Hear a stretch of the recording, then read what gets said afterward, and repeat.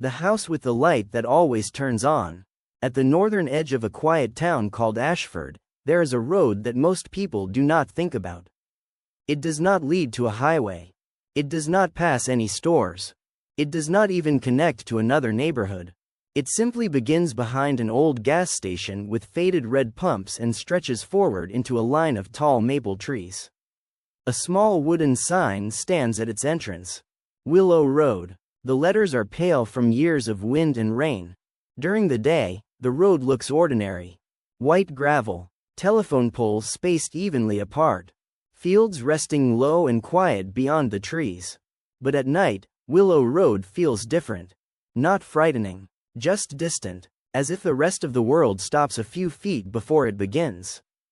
Daniel moved to Ashford in late October, when the leaves were turning copper and gold. He did not come for any particular reason.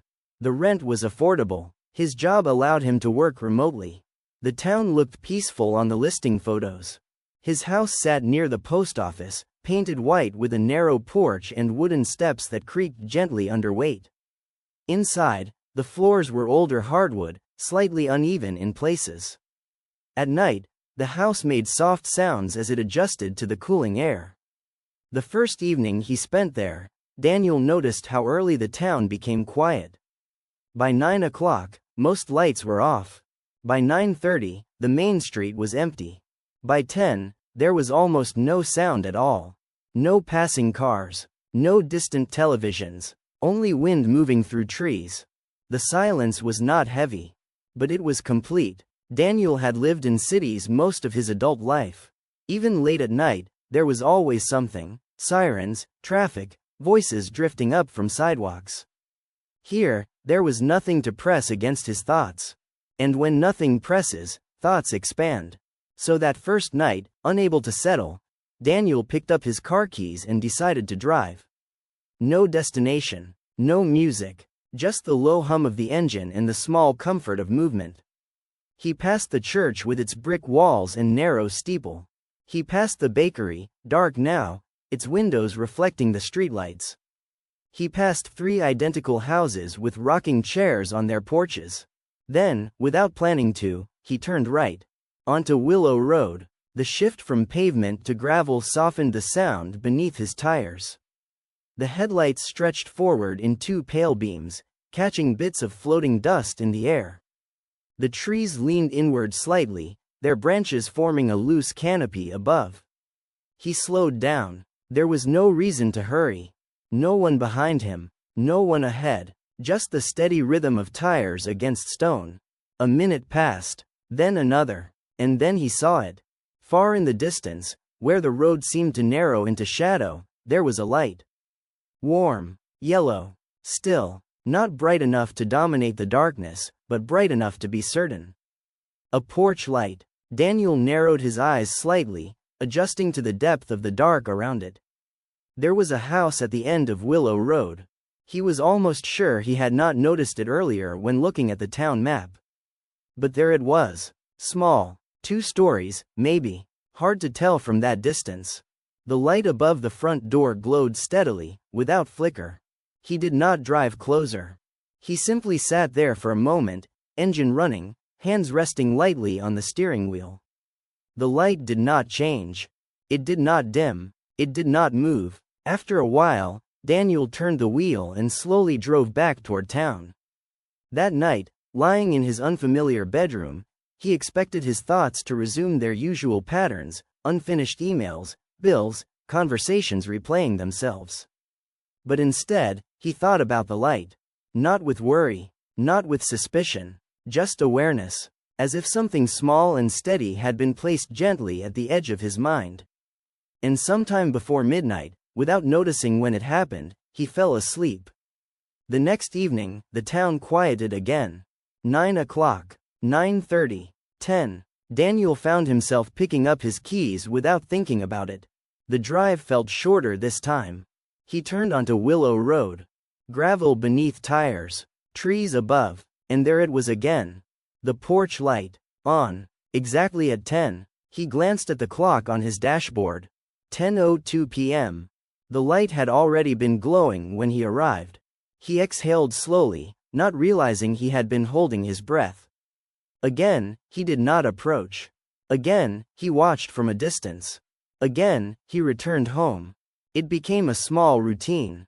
Brush teeth, turn off the kitchen light, drive down Willow Road, see the porch light, return, sleep. Over the next week, Daniel began noticing something else. He was sleeping more deeply. He no longer woke at 3 in the morning with a tightness in his chest.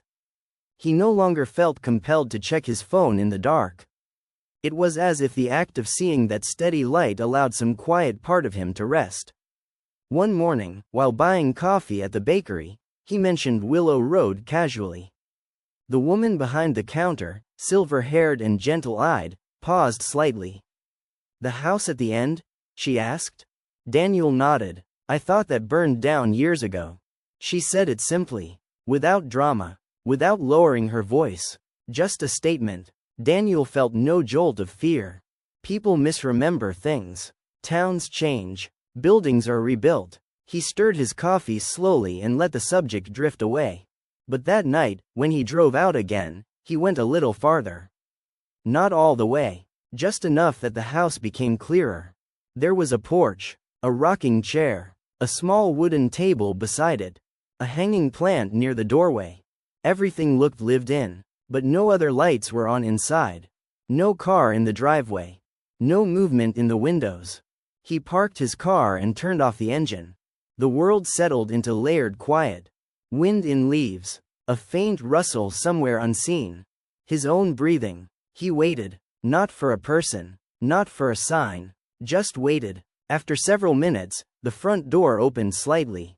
Only a few inches. A line of warmer light spilled out from inside.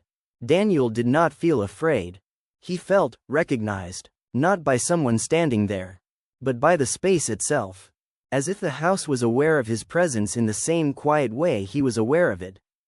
The door closed again, softly. The porch light remained steady. Daniel stayed a few moments longer, then started his engine and drove home. That night, he dreamed for the first time since moving. He stood on a porch. Not necessarily that porch, but one very similar. The air was cool. The light above him was warm. And somewhere in the distance, a car engine faded away. When he woke, the feeling lingered. Not as a memory, but as something unfinished. And still, every night at 10, the light turned on. Always at 10. Never earlier. Never later. And Daniel kept driving. Winter began arriving in small, almost unnoticeable ways. The mornings grew sharper first. The kind of cold that slips through thin fabric and lingers quietly against the skin. The grass lost its brightness. The sky held onto gray longer than it used to.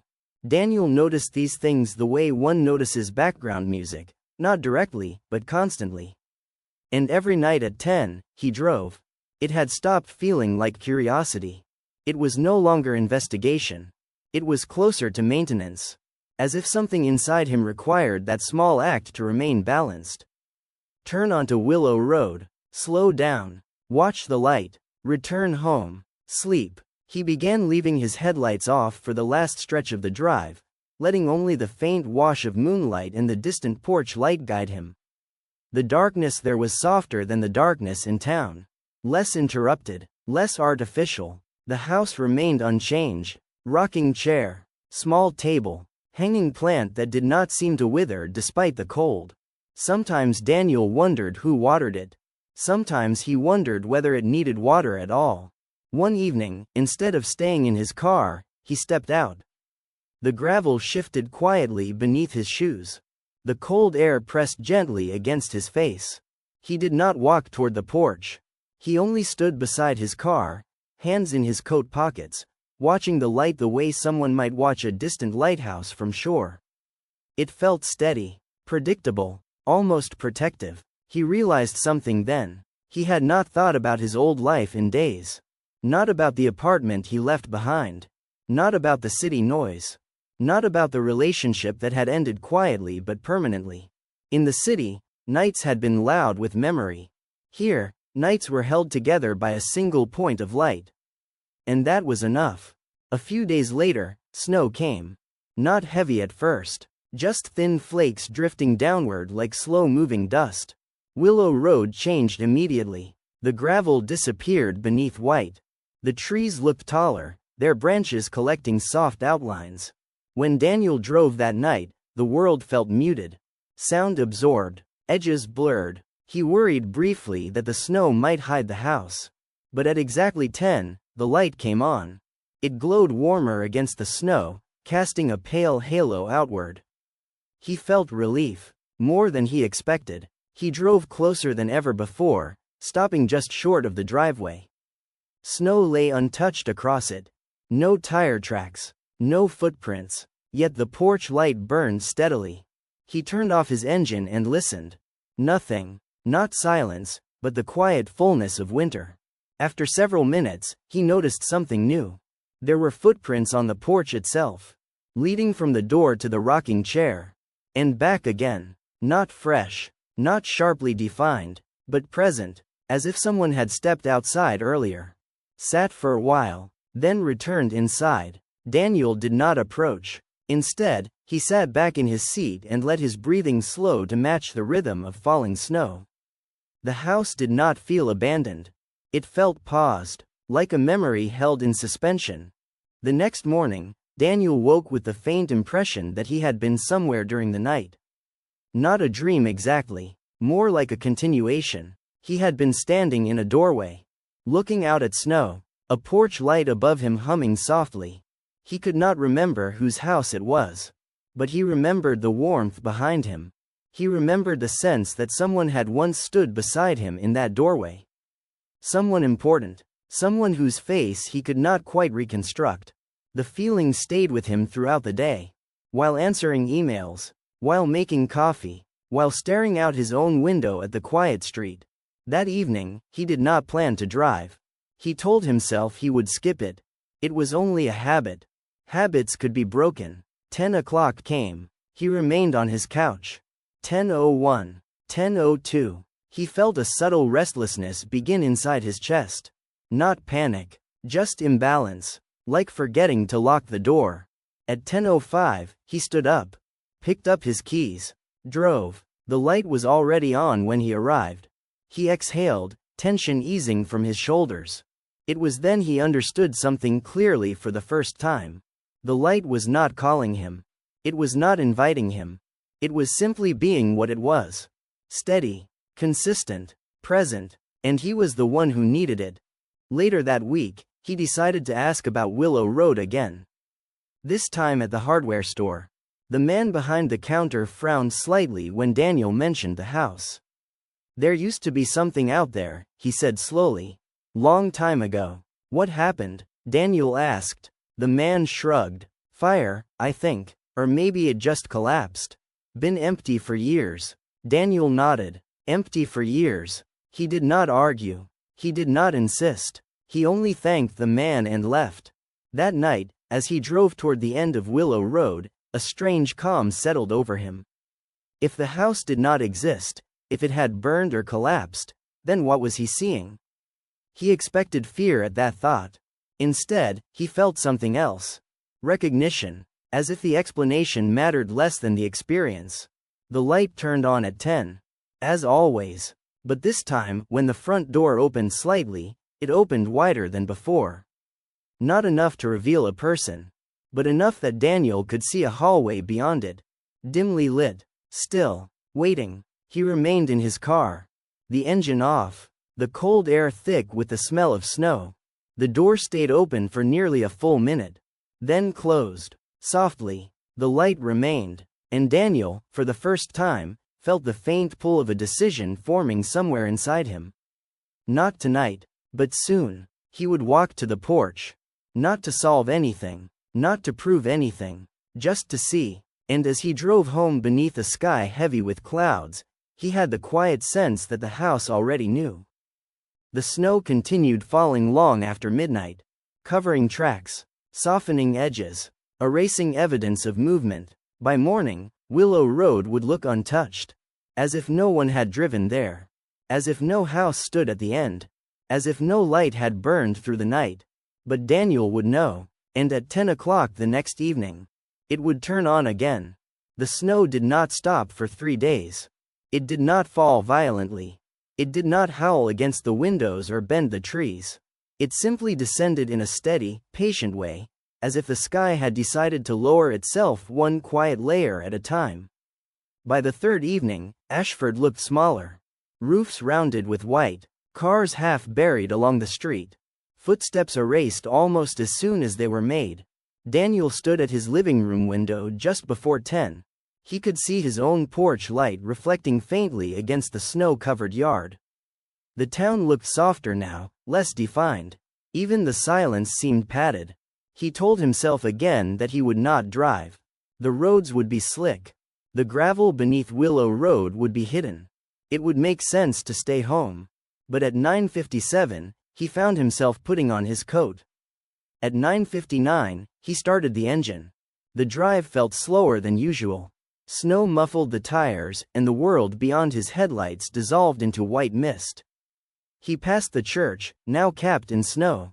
He passed the bakery, its windows glowing faintly from within. Then he turned onto Willow Road. The shift was immediate. No streetlights, no reflections, only the long tunnel of trees bending inward, their branches heavy and still. The fourth night after he stepped onto the porch, the air felt different long before 10. It was not colder. It was not darker. But there was a density to it, as if the evening were holding something in reserve. Daniel noticed it while washing a single plate in his kitchen sink. The water ran warm over his hands. The clock above the stove ticked with soft, mechanical patience. 9:42 p.m. He dried the plate carefully and set it on the rack. There was no internal debate anymore. No question of whether he would go. The routine had shifted into something quieter than habit. It had become expectation. He put on his coat, picked up his keys, stepped outside. The snow from earlier in the week had settled into smooth, pale banks along the sides of the street. The sky was clear now, stretched wide and dark, with stars that seemed closer than they had been in the city. The drive felt shorter again. Almost familiar in the way muscle memory is familiar. The body knowing before the mind catches up. He turned onto Willow Road at 9:57. The gravel was mostly covered in packed snow, but his tires followed the faint impression left from previous nights. His own tracks, layered over and softened, but still guiding him forward. The trees stood tall and still. No wind, no drifting snow, only the steady rhythm of his approach. At exactly 10 o'clock, the porch light turned on. This time he was close enough to see the moment it brightened. A soft ignition, a bloom of warm color spreading outward. The front door opened almost immediately. Not wide, just enough, as if the house had been waiting for him to arrive before allowing the light inside to join the light outside. Daniel did not stop at the driveway. He drove slowly forward until his car rested directly before the porch steps. Engine off. Silence. He stepped out. The cold bit gently at his cheeks. The snow beneath his boots made that familiar compressed sound, a small, final crunch with each step. He did not pause at the bottom of the stairs this time. He climbed them. 1, 2, 3. The porch boards creaked in recognition. The open doorway stood before him. Warmth brushed lightly against his face. He crossed the threshold. The moment his second foot left the porch and entered the hallway, something subtle shifted. Not a sound, not a visible change, but a recalibration, as if the air inside the house had adjusted to accommodate him. The hallway was narrow but not cramped. Cream-colored walls, a wooden floor polished smooth by time. A small table held a ceramic bowl with a single key resting inside. To his left, a coat hung on the rack. Dark wool, familiar in shape. He stared at it longer than necessary. It was not his coat, and yet it looked like something he might once have owned. The door behind him remained open. He turned slowly, half expecting it to close. It did not. The porch light still glowed outside, casting a gentle outline around the doorway. Daniel took a few steps down the hallway. Each footfall was steady, unhurried. There was no dust in the air. No stale scent of abandonment. The house did not feel empty. It felt inhabited by quiet. He reached the end of the hallway and found himself in a small living room. A couch faced a fireplace that held no fire but seemed recently used. A blanket rested folded along one arm. A lamp in the corner emitted a low, amber glow. On the coffee table sat a mug. Steam did not rise from it, but it did not appear cold either. He moved closer. The surface of the liquid inside was still, undisturbed. He did not touch it. Instead, he walked slowly around the room, observing. A bookshelf lined the far wall. The titles were not entirely readable from where he stood, but he recognized shapes. Spines worn in similar places to books he had once owned. A framed photograph rested on the mantel above the fireplace. Daniel approached it last. He did not rush. He allowed his breathing to settle first. Then he looked. The photograph showed a porch in winter. Snow falling. A man and a woman standing side by side near the doorway. Their faces were not clear. The image seemed slightly blurred, as if captured in motion. But their posture was unmistakable. Close. Familiar. Comfortable in shared silence. Daniel felt the memory press forward again. The woman's shoulder against his arm. The quiet understanding between them. He lifted the frame gently. The back of it bore no date. No inscription. He set it down exactly where it had been. From somewhere deeper in the house, a soft sound echoed. Not footsteps. Not a voice. Just the faint shift of wood adjusting, as houses do when temperatures change. But it felt timed, as if the house had acknowledged his presence fully now. He moved toward the sound. A doorway at the far side of the living room opened into a small dining space. Beyond that, another hallway stretched toward what must have been bedrooms. He did not feel compelled to explore everything. Only what felt necessary. He walked slowly down the second hallway. The walls here were lined with framed pictures. Not portraits. Landscapes. Fields. Roads. Trees in different seasons. And one photograph that made him stop. Willow Road. Taken from a distance. In summer. Green leaves overhead. No snow. And at the end of the road. The house. With the porch light on. Daniel leaned closer. The angle of the photograph felt impossible. It looked as if it had been taken from above. From a vantage point higher than the trees. He searched for a date in the corner. There was none. Only the image. Perfectly still. Perfectly quiet. Behind him, the front door began to close. Slowly. He did not turn immediately. He listened to the sound. The soft movement of hinges. The subtle click as it met the frame. When he finally looked back, the hallway behind him was enclosed. The porch light still glowed through the window beside the door. But the outside world felt farther away now. Contained behind glass, Daniel stood there, in the middle of the second hallway, and felt something settle inside him. Not fear, not urgency, but recognition. The house did not want to trap him. It did not want to frighten him. It wanted him to remember. He did not yet know what. But he understood that stepping inside had changed the distance between them permanently. A door near the end of the hallway stood slightly ajar. Warm light spilled from within. He moved toward it slowly. His heartbeat remained steady. His breathing calm. The light inside the room pulsed gently, almost like breath. And as he reached the doorway, he had the distinct impression that he was not entering something new. He was returning to something paused. He placed his hand lightly on the door, pushed it open just a little wider, and the air inside the room felt unmistakably familiar. As if he had once fallen asleep there. As if he had once woken there to the sound of snow against the window. Behind him, in the living room, the clock on the wall began to tick audibly for the first time. Slow, measured, precise. Time, inside the house, had begun to move differently. And Daniel understood. This was no longer just about the light. It was about what had been left unfinished. He moved carefully, almost reverently. And at exactly 10 o'clock, the porch light appeared. It cut through the snowfall like a small, unwavering star. Daniel felt something in his chest loosen. Not relief exactly. More like alignment. He drove closer than he ever had before. Closer than he meant to. The driveway lay smooth and untouched, a perfect sheet of white. No tire tracks, no footprints, yet the light burned. He stopped at the edge of the driveway and turned off the engine. The snowfall thinned, drifting in slow, lazy spirals.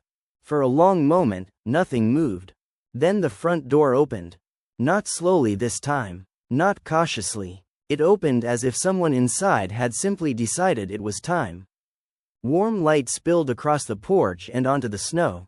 Daniel's breath caught, not in fear, but in recognition. He had seen this before. Not here, not exactly, but somewhere. A doorway, snow beyond it, light behind him. He stepped out of the car. The cold wrapped around him immediately, sharp and clean. He closed the car door quietly and stood there, the only dark shape in a white landscape. The house waited. He could not see anyone inside. No silhouette, no movement, just the open doorway and the steady porch light above. He took one step forward. The snow compressed beneath his boot with a muted crunch. Another step. The sound repeated, soft and final. He did not hurry. He did not hesitate. With each step, the world behind him seemed to recede. The road, the trees, the town, all fading into the same pale blur. By the time he reached the bottom of the porch steps, the snowfall had nearly stopped. The air hung still. The footprints he had made stretched behind him in a straight line, the only marks in an otherwise untouched field. He paused at the first step. The wooden boards of the porch were partially cleared, as if someone had brushed them recently. He noticed that without surprise. He climbed the steps slowly. Each one creaked faintly beneath his weight. The open doorway stood a few feet ahead. Inside, a narrow hallway extended into shadow. The walls were painted a muted cream. A coat rack stood to the left. A small table with a lamp rested against the right wall. The air drifting out was warm. Not heated air exactly, more like the warmth of a room that has been occupied for a long time. Daniel stood on the porch, just outside the threshold. He did not cross it. He simply listened. There were sounds, subtle ones. The faint ticking of something cooling. The distant hum of electricity. And beneath that, almost too faint to identify, the impression of breathing. Not loud, not near, but present. His heart did not race.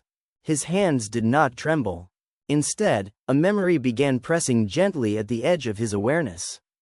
A winter evening. A different house. Standing beside someone at a doorway, watching snow fall. He could not see her face. He only remembered the weight of her shoulder against his arm.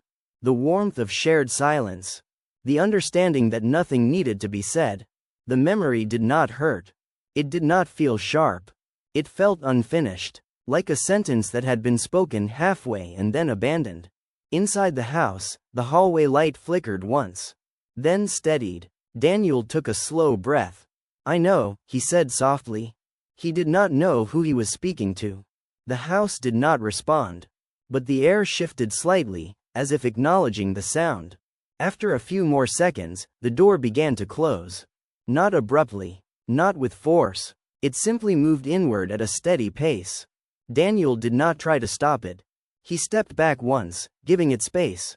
The door clicked shut. The porch light remained on. He stood there for another minute. 2. The snow began falling again, lightly. Then he turned, descended the steps, and followed his own footprints back to the car. When he reached the driver's door, he paused. He looked back. The porch light glowed steadily against the night. The footprints he had made across the driveway were already softening at the edges. By morning, they would be gone. He slid into the driver's seat and closed the door. As he drove back down Willow Road, something felt different. Not resolved, not solved, but closer. As if the distance between him and the house had shortened in some invisible way. That night, he dreamed more clearly than before. He stood inside the hallway, looking outward through the open door. Snow falling beyond the porch. A man stood at the bottom of the steps, waiting. The man looked like him, but older, not dramatically, just enough to suggest time had passed differently for each of them. The older version did not speak. He only watched. And above them both, the porch light burned steadily. When Daniel woke, the dream did not fade. It lingered like warmth left in a room after someone has stepped out. He lay still, staring at the ceiling. He understood now that the house was not entirely separate from him. And perhaps it never had been. At 9:45 that evening, before the clock even neared 10, he was already reaching for his coat. Because something inside him had shifted. The house was no longer just a place he visited. It was something that was beginning to remember him. And at exactly 10 o'clock, the light would turn on again. The next morning arrived softly, as if the world itself did not want to wake too quickly. Ethan opened his eyes before the alarm. For a moment, he didn't know where he was. Then he heard the low hum of the heater and the distant creak of the old house settling into daylight. Maple Hollow. He lay still, staring at the ceiling. The dream from the night before lingered, not in images, but in feeling. A long wooden hallway, light at the end, a door slightly open. He exhaled slowly. "Okay," he whispered to the empty room. "I'm listening." He pulled on a sweater and stepped outside. Morning mist hovered over the grass like a thin veil. The sky was pale blue, streaked with soft gold near the horizon. Somewhere in the distance, a dog barked once, then went quiet.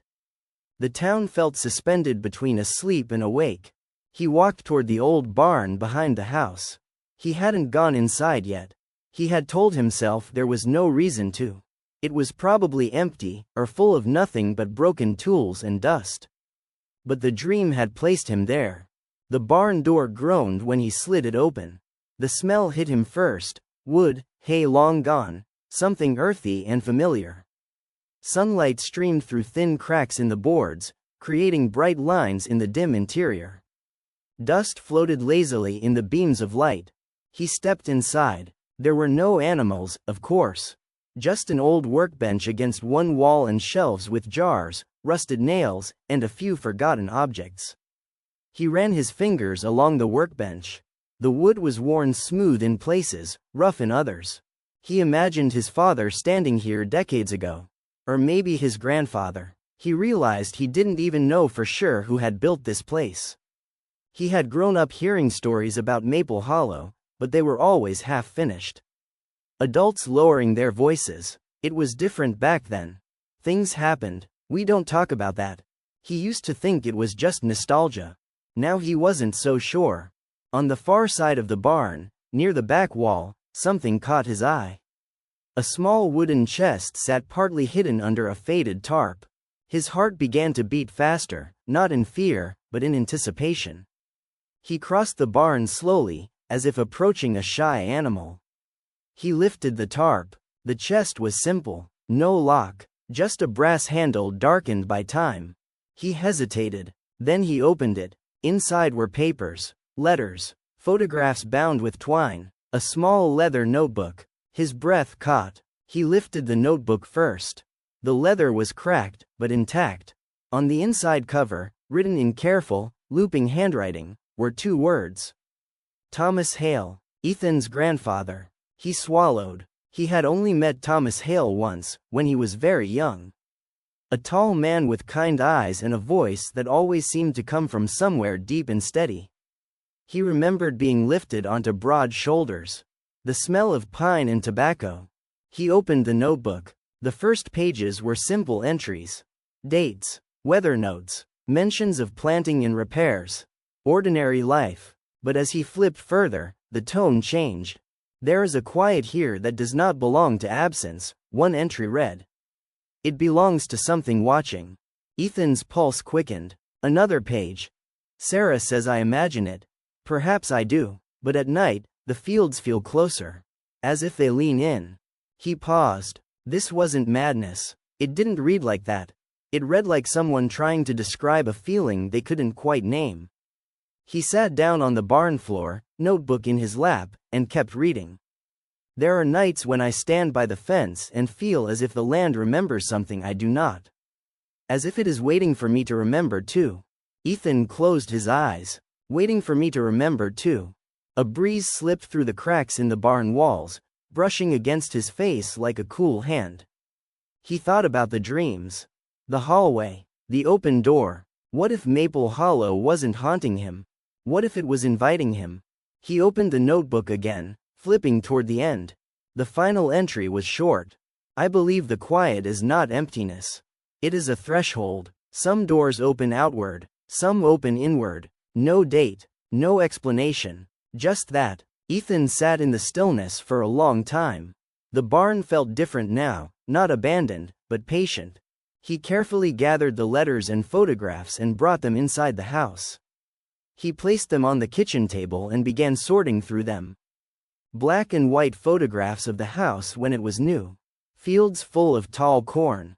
A young woman he assumed was Sarah, smiling into the sun. A child on a porch step. On the back of one photograph, in faded ink, were 3 words. Before the long winter. He frowned. What long winter? He didn't remember hearing about anything unusual. There were no stories of blizzards that lasted months. No tales of disasters. Yet the words carried weight. He turned to the letters. Most were between Thomas and Sarah. Tender, practical, filled with small details about life. But in one envelope, separate from the others, was a single folded sheet with no address. He unfolded it carefully. The land does not forget, it began.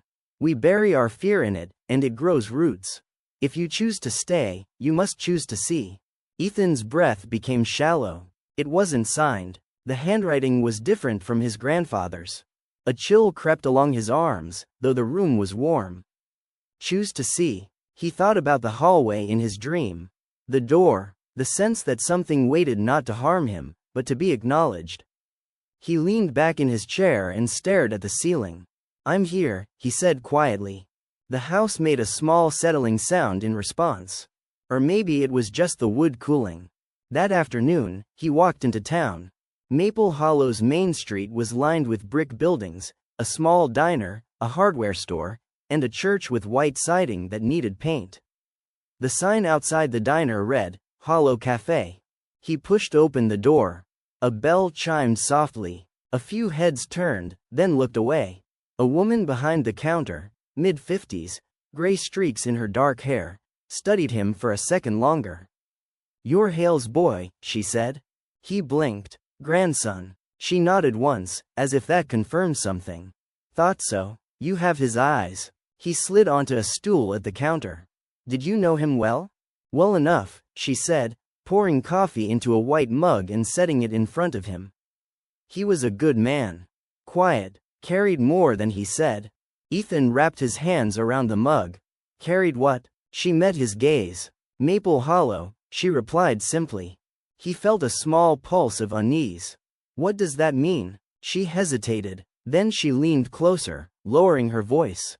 There was a winter, she said. Long time ago. Not the kind you measure by snow. He stared at her. What kind, then? The kind that settles in people. The diner seemed to grow quieter around them. Something happened out there, she continued. On your land. Folks don't like to talk about it. Easier to call it a bad season and move on. His throat tightened. What happened? She shook her head slowly. If your grandfather didn't tell you, it wasn't my place. He felt frustration rise. He wrote about a long winter. Her expression shifted, just slightly. He did he? Yes. She leaned back, studying him again, this time not with curiosity but with something like concern. Then maybe, she said softly, it's time you decide whether you're just visiting, or whether you're staying. Ethan walked back to the house in a daze. The sky had darkened slightly, clouds gathering in slow layers. The air felt heavier. Inside, the house greeted him with its familiar creaks. He stood in the hallway, the same hallway from his dream. At the end was the door to the small spare room, the one he hadn't opened yet. His pulse began to drum in his ears. Some doors open outward, some open inward. He took a step forward. Then another. The floorboards groaned softly beneath his weight. He reached the door. His hand hovered over the knob. Choose to see, he whispered. He turned it slowly. The door opened without resistance. The room beyond was small and bare. A single window. A thin layer of dust on the floor. Nothing unusual. He frowned. For a moment, disappointment flickered through him. Then he noticed something. On the far wall, near the floor, the paint was slightly darker in a square shape, almost as if something had once been mounted there. He knelt and ran his hand over it. The wood felt different beneath the paint. Hollow. His heart thudded. He pressed gently. A faint click sounded. A panel shifted inward. Behind it was darkness, and the faintest whisper of cold air brushing against his face. Ethan's breath caught in his chest. The house was no longer simply quiet. It was waiting. For a long moment, Ethan knelt there, staring into the narrow darkness behind the hidden panel. The air drifting out was cool and dry, carrying the faint scent of old wood and something else, something mineral, like stone that had not felt sunlight in years. He told himself to breathe. This is just a space in a wall, he murmured. Old houses have spaces. But the house did not feel old in that moment. It felt aware. He reached into the opening and found the edge of something solid. A small metal ring, cool against his fingers. He pulled gently. The panel widened with a soft scrape, revealing a narrow passage just big enough for a person to crawl through.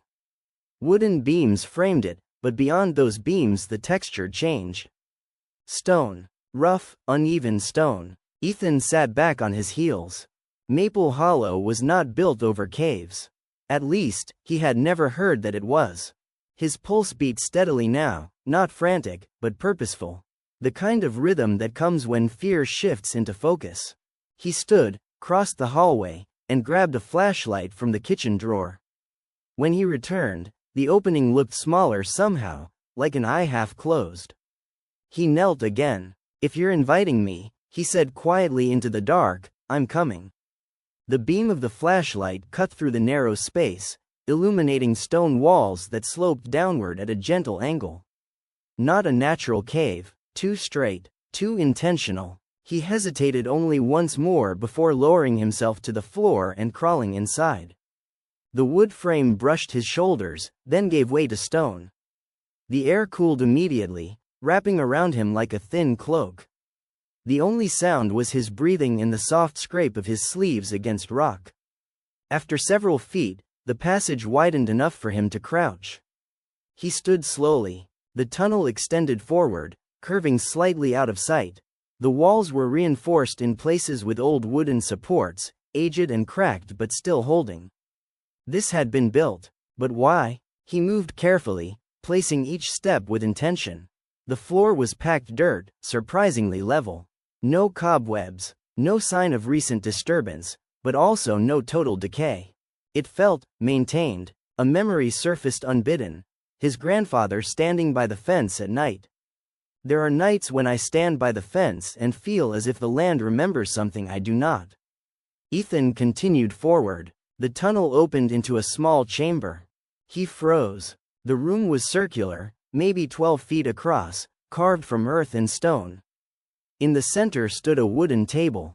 Simple, handcrafted. On it sat a single object. A lantern. Not lit, not dusty, just waiting. The beam of Ethan's flashlight trembled slightly as he stepped closer. The lantern was old-fashioned, oil-fed, the glass clear and intact. Beneath it, carved into the tabletop, was a symbol. A circle. Inside the circle, a vertical line. He stared at it, something deep in his mind stirring. He had seen it before.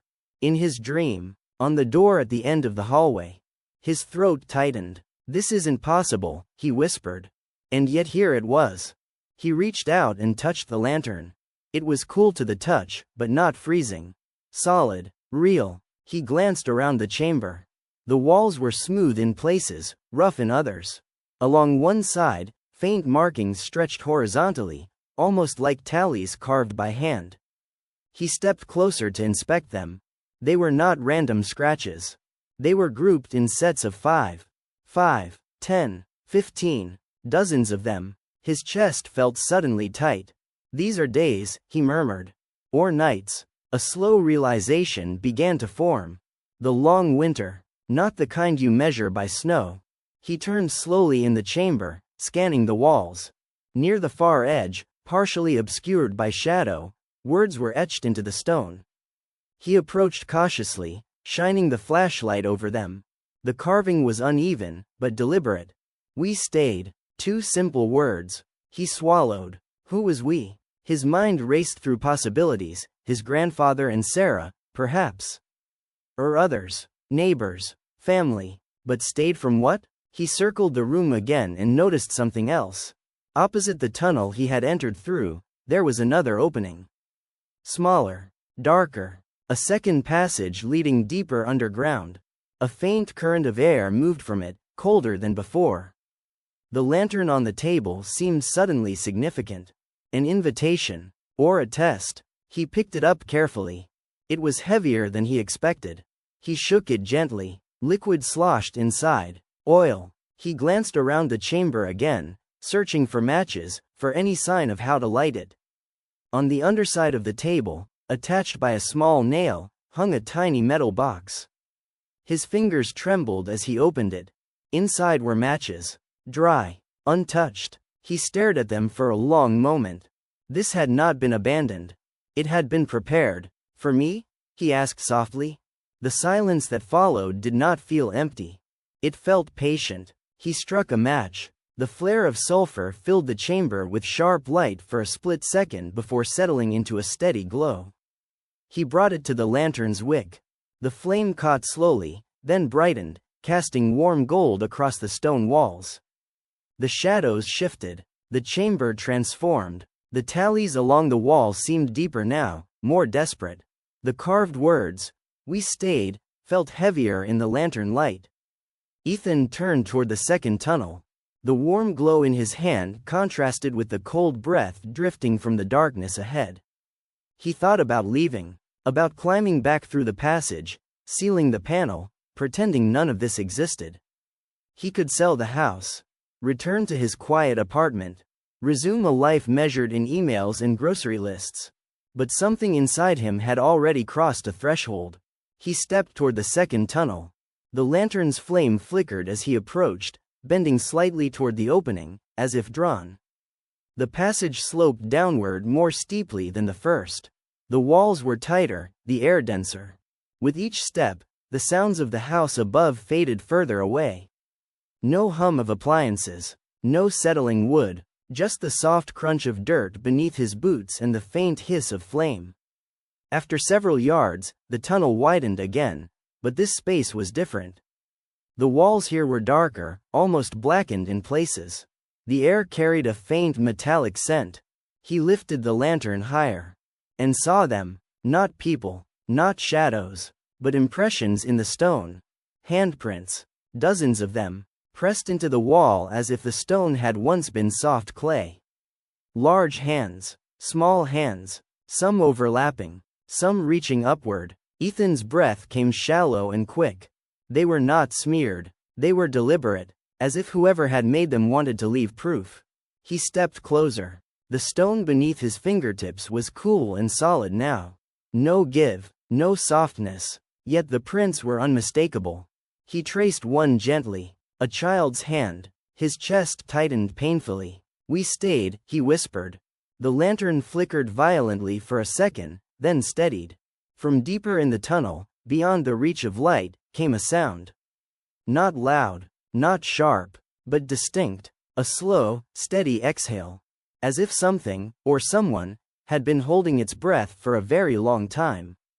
And had just let it go. Ethan did not run. Every instinct in his body urged him to turn back, to retreat toward the familiar structure of the house above, toward walls and windows and daylight. But he stayed. The exhale from the darkness had not sounded hostile. It had sounded relieved. He held the lantern steady, though his fingers trembled slightly.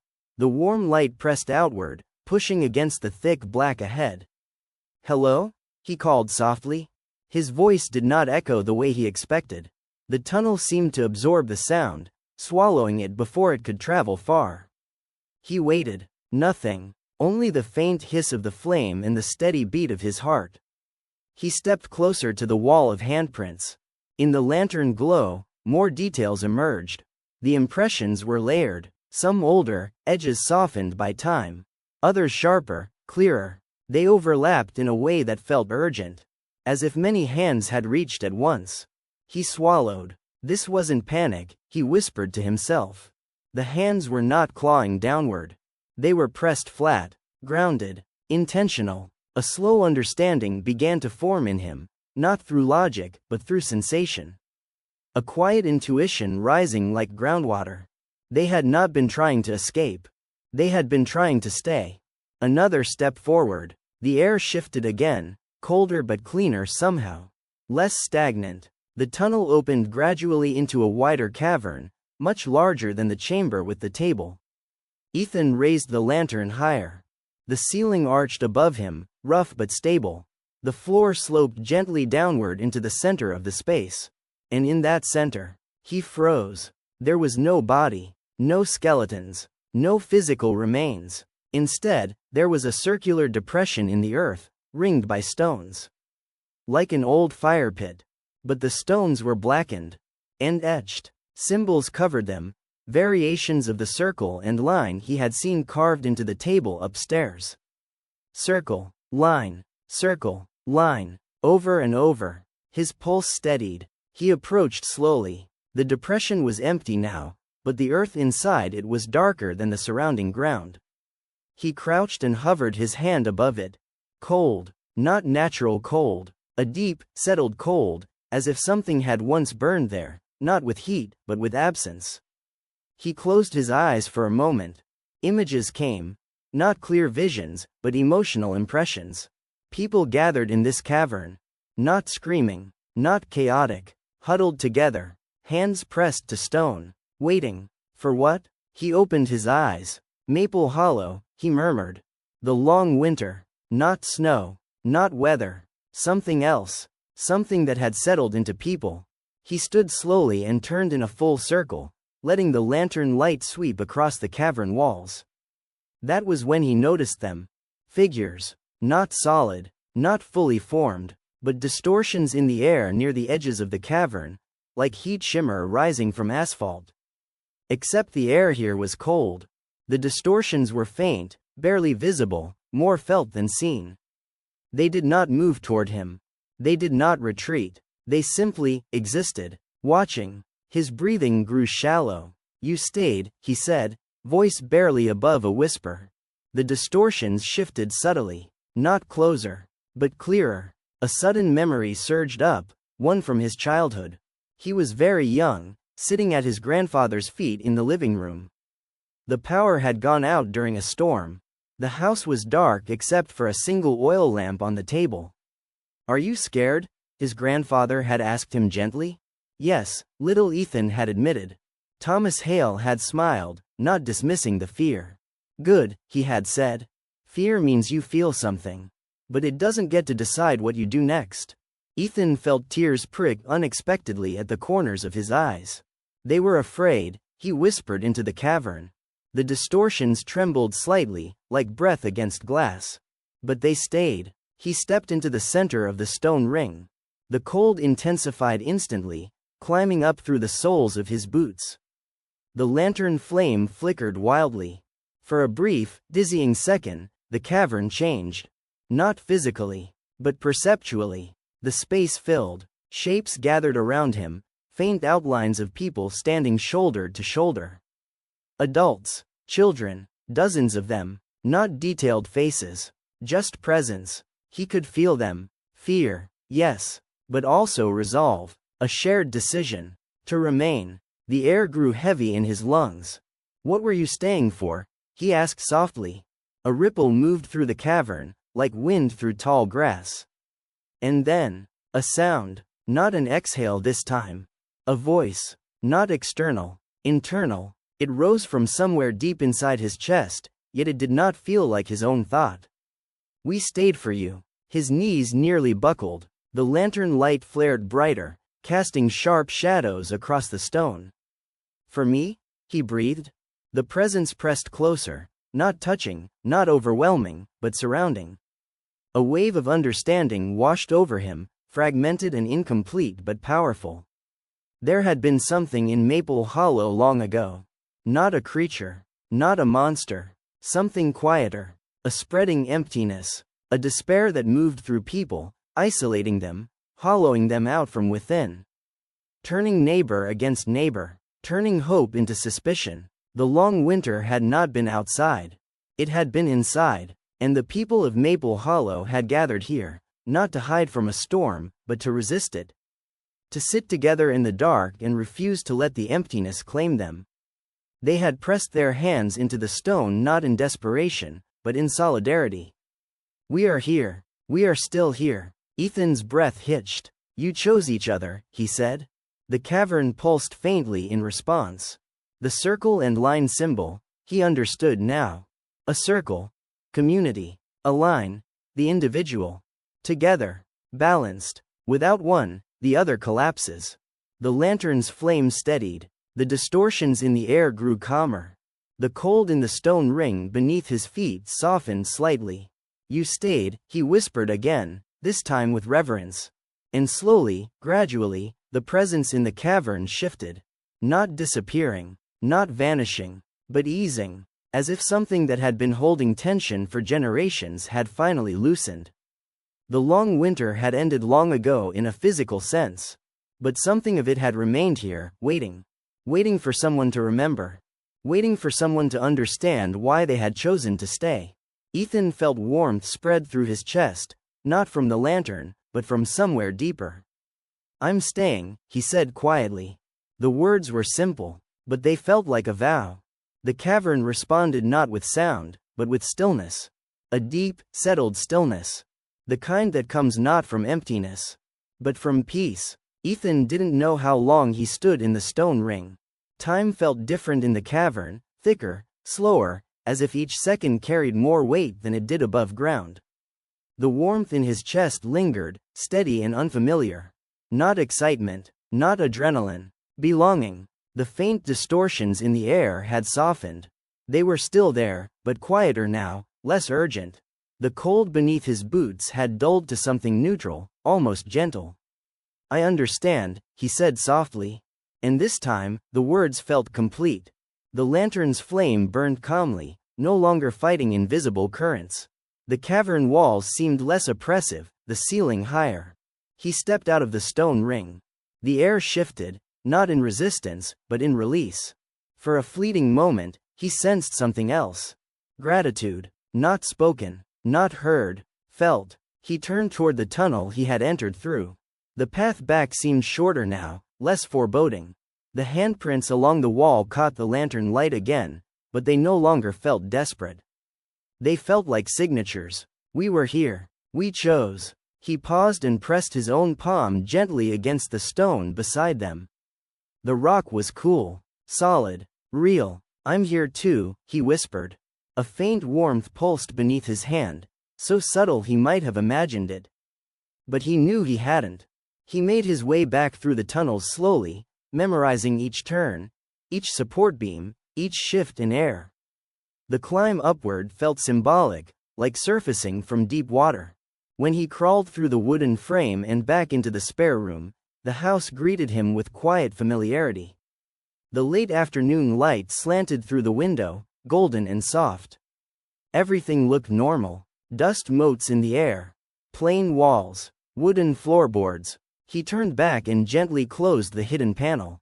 The click sounded final, but not secretive. The house did not feel like it was hiding something anymore. It felt like it was resting. He carried the lantern into the kitchen and set it on the table beside his grandfather's notebook. For a long moment, he simply stood there, absorbing the ordinary beauty of the room. The sink, the cabinets, the faint hum of the refrigerator. He laughed quietly under his breath. All this time, he had thought the quiet of Maple Hollow was absence. But it wasn't absence. It was space. Space that had once held fear, and had been filled instead with presence. That evening, he walked back into town. The sky was painted in streaks of lavender and rose, the air crisp but gentle. The Hollow Cafe glowed warmly through its windows. When he stepped inside, the same woman behind the counter looked up. "You look different," she said. He slid onto the stool again. "Do I?" She studied him for a moment, then nodded slowly. "You're not just visiting anymore." He smiled faintly. "No, I'm not. She poured him coffee without asking. Did you find what you were looking for? She asked. He considered the question. I didn't know what I was looking for, he admitted. But yes. She seemed satisfied with that answer. There's something about this town, he said after a moment. Something that almost pulled people apart. Her expression shifted, just slightly. There was a time, she said carefully, when folks stopped talking to each other. Stopped trusting. Little misunderstandings turned into big divides. Families closed their doors. He nodded. A winter, he said. She met his eyes. Yes. He wrapped his hands around the mug. How did it end? She leaned back, thinking. Slowly, she said, people started gathering again. Small at first. Meals, church, work in the fields, just being in the same space. No big speeches, no dramatic moment. He felt his throat tighten. They stayed, he murmured. She didn't react to the words, but something in her gaze softened. Sometimes, she said gently, the bravest thing you can do is not leave. The cafe fell into a comfortable silence. For the first time since arriving in Maple Hollow, Ethan did not feel like an outsider overhearing a story. He felt like a continuation of it. When he walked back home, the night had settled fully. The stars above the fields were sharp and endless. The house stood quietly in the dark, its silhouette steady and familiar. He stepped onto the porch and paused. The air felt different, not charged, not tense, just still. Inside, he lit the lantern and placed it in the hallway near the spare room door. The warm glow spilled softly along the floorboards. He didn't open the hidden panel again. He didn't need to. The threshold had been crossed. As he prepared for bed, a thought surfaced, gentle but persistent. Maple Hollow had faced its long winter once. And winters, in one form or another, always returned. Not as curses, but as seasons. Fear, isolation, silence. They come, but they do not win unless people scatter. Ethan lay in bed, staring at the ceiling in the dark. He no longer felt watched. He felt accompanied, not by ghosts in the traditional sense, but by memory, by choice, by the quiet strength of those who had pressed their hands into stone and decided, together, not to disappear. His breathing slowed. Outside, the wind moved lightly through the fields, a soft, endless whisper. The house did not creak with tension anymore. It breathed, and as sleep pulled him gently under, Ethan understood something deeply comforting. The long winter had never been about darkness. It had been about who you chose to stand beside when the light grew thin.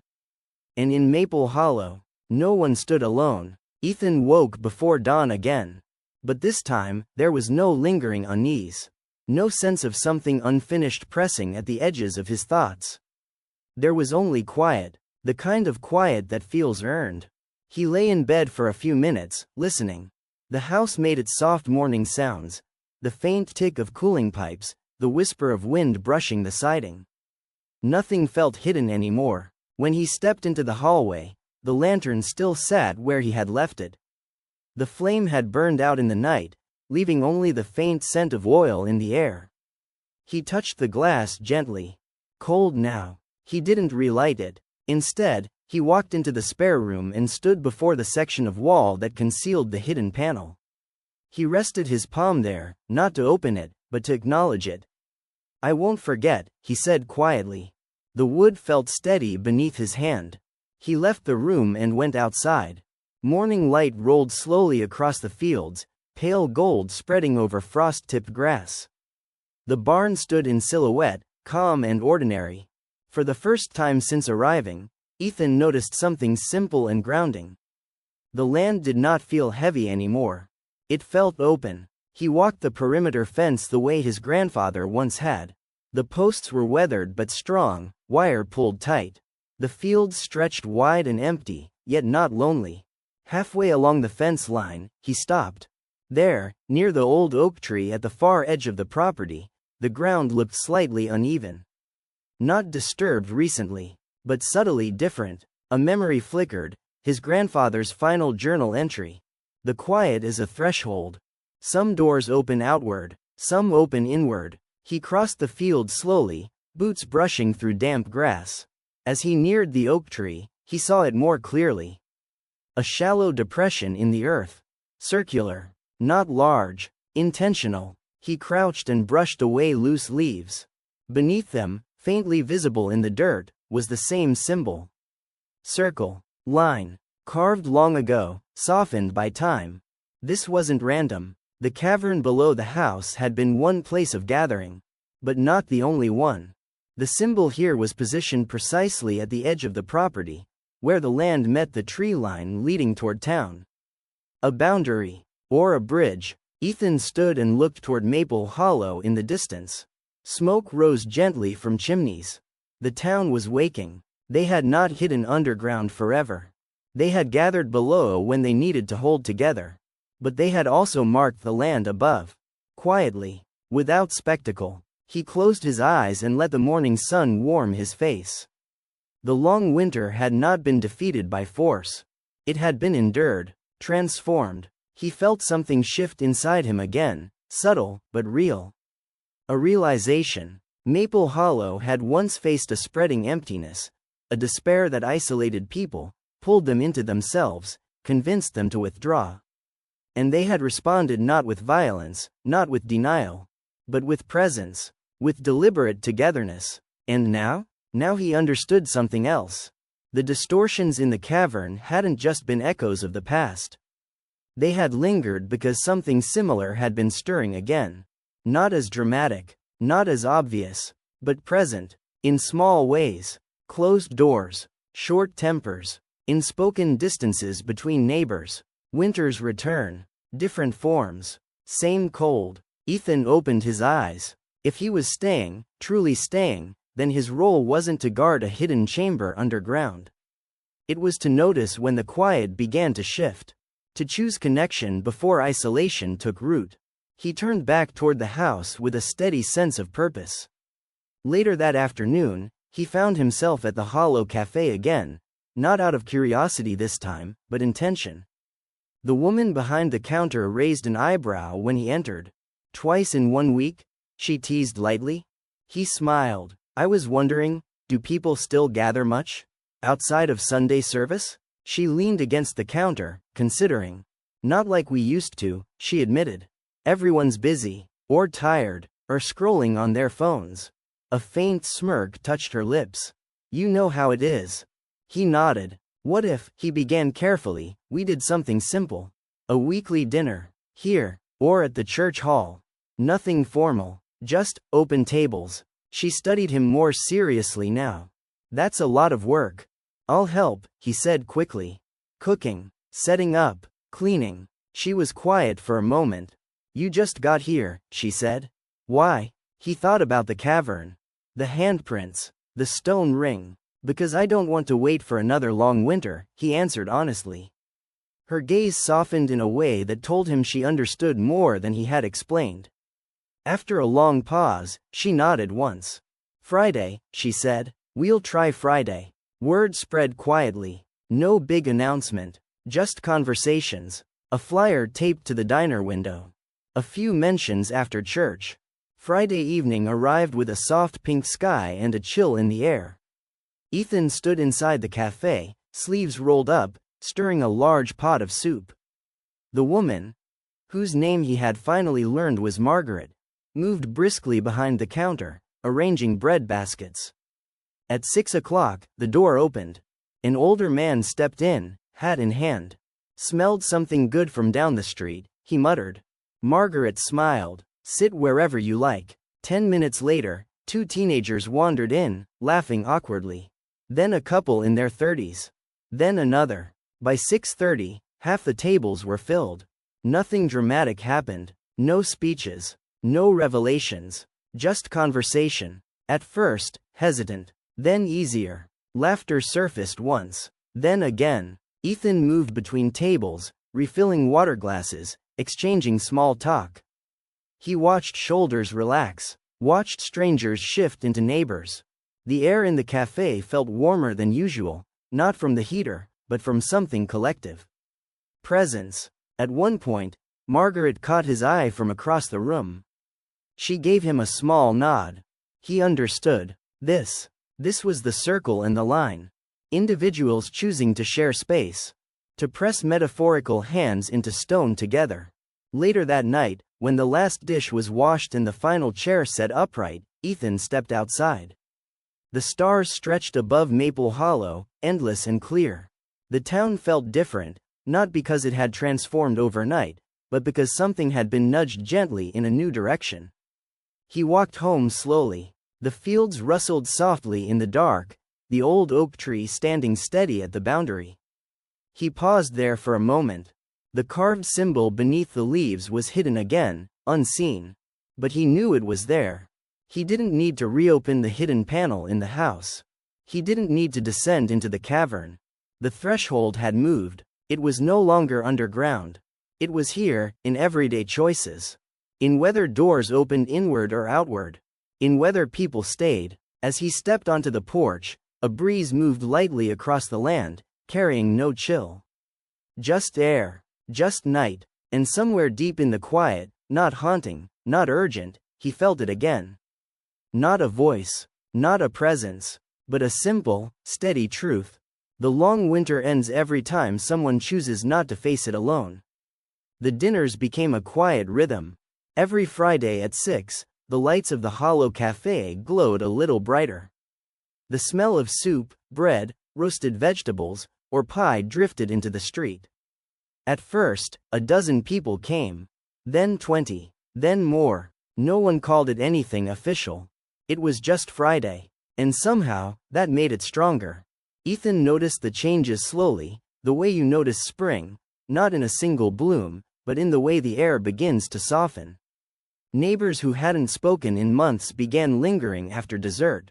Teenagers who once rushed past older residents now sat at the same tables, listening to stories about harvest seasons and long-gone county fairs. Nothing dramatic, no miracles, just presence. But winter never disappears completely. It shifts. About a month after the first dinner, Ethan sensed it again, not in the land this time, but in the people.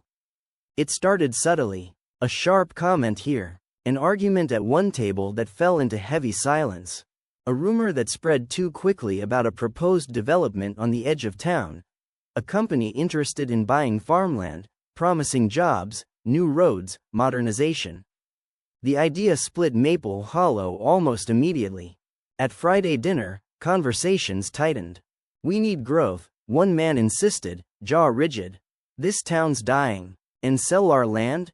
An older woman shot back. "We lose that, we lose everything." Voices rose. Chairs scraped. Ethan stood near the counter, heart beating faster, not from fear of conflict, but from recognition. This was how it began. Not with shadows. Not with cold air in caverns. With division. With the subtle shift from we to me. He caught Margaret's eye across the room. She looked worried. The noise swelled, then broke apart into smaller, tense conversations. Ethan didn't stand on a chair. He didn't demand silence. Instead, he moved to the center of the room and simply said, calmly, "What if we slow down?" The volume dipped, not fully quiet, but enough. He kept his voice steady. "We don't have to decide anything tonight. But if we stop sitting at the same table, that's a decision too." A few heads turned. He continued, choosing his words carefully. "My grandfather used to say fear means you feel something. That's not bad, but fear doesn't get to decide what we do next." The room held still. "We can disagree," he said. "But we don't disappear on each other." Silence settled, not forced, but thoughtful. One of the teenagers spoke first, hesitantly. "Can't we just ask more questions before we fight about it?" A few soft chuckles rippled through the room, easing tension. Margaret stepped forward then. "Next Friday," she said firmly, "we'll invite the company representative. And anyone else who wants to speak. Same tables, same rules. We listen." The air shifted slightly, not resolved, but steadied. Later that night, after everyone had gone home, Ethan stepped outside alone. The sky was overcast, hiding the stars. The air carried a faint chill. He walked the edge of town instead of heading straight home, boots crunching on gravel. Near the tree line by the old oak, he stopped. The ground felt normal beneath him. No visible symbol, no glow, but he closed his eyes anyway. He could almost sense it, the echo of the cavern below his house, the handprints pressed into stone. We stayed, not because they agreed on everything, not because they were fearless, but because they chose not to fracture. The long winter had never been a single event. It was a pattern: isolation, suspicion, retreat, and it could return anywhere, anytime. Including here. Not this time, he whispered. A wind stirred through the trees, stronger than before. He opened his eyes. For a brief second, just a flicker, the world felt thinner.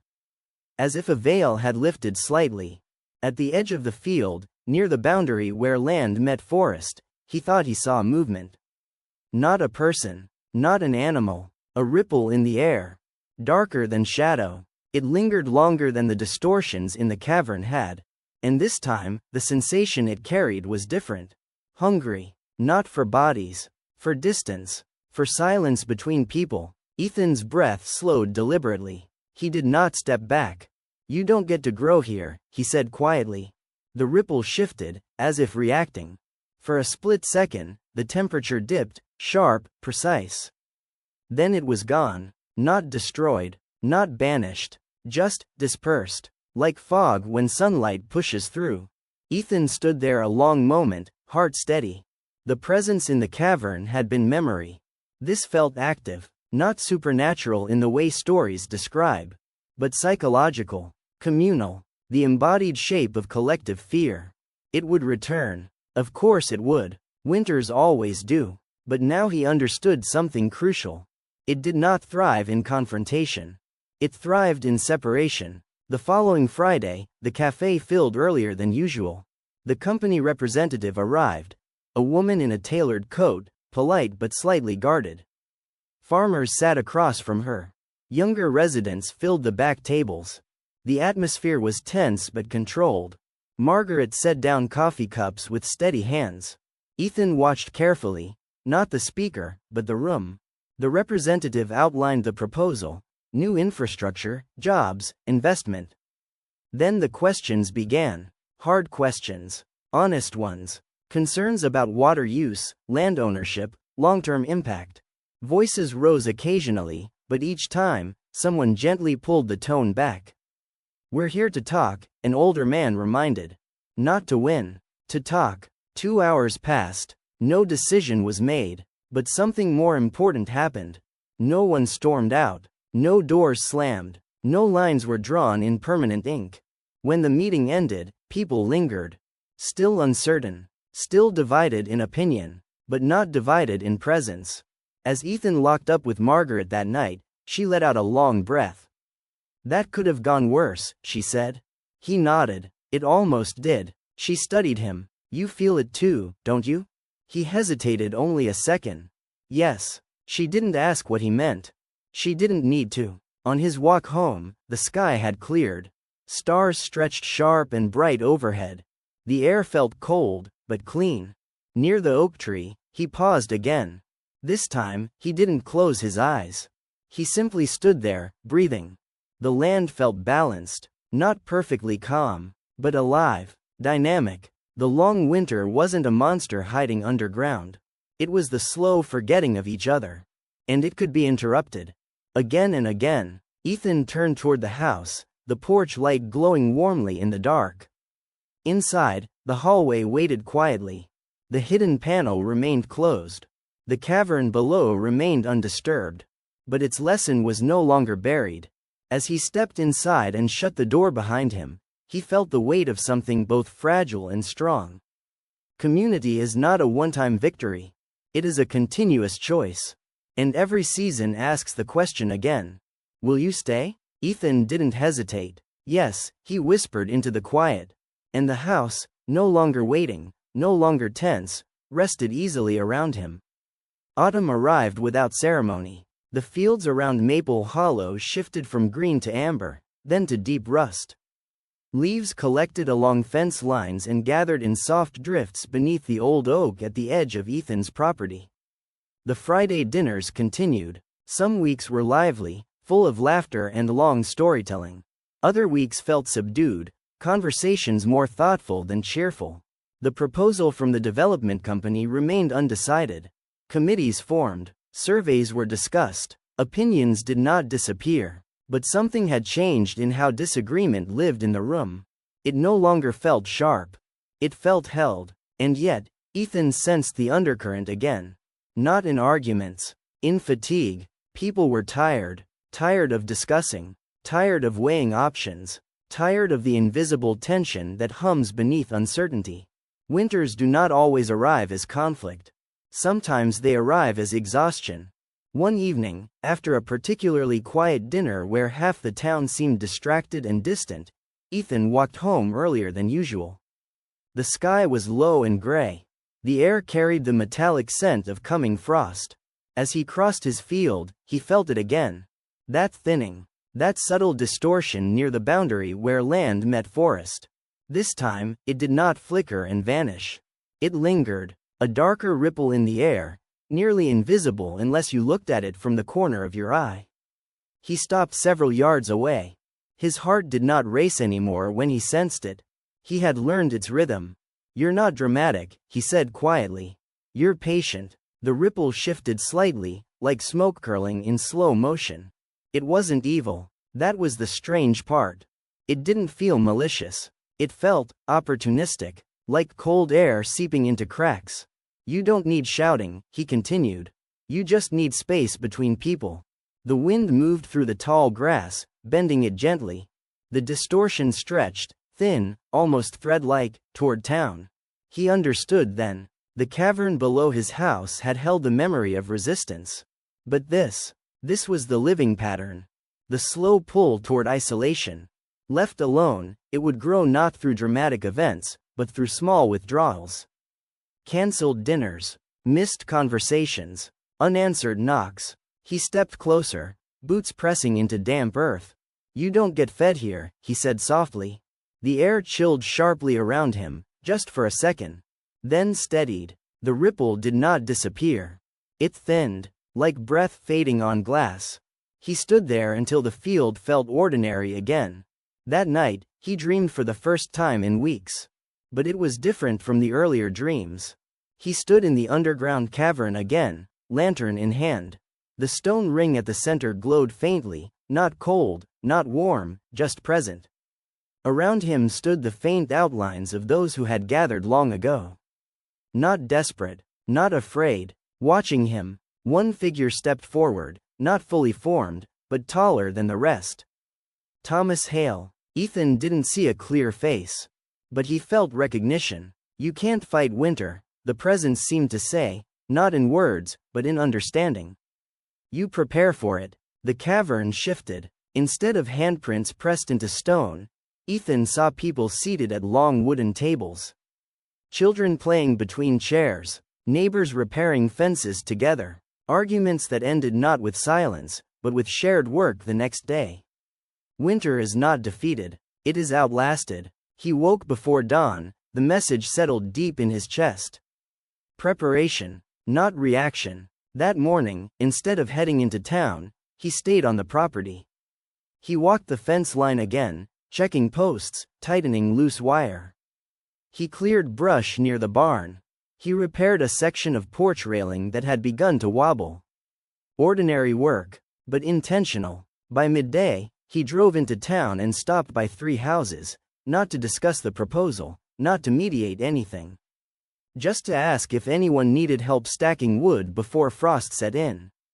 2 declined politely. 1 accepted. By late afternoon, he and Mr. Caldwell, who had argued loudly at dinner the week before, were splitting logs behind a small farmhouse.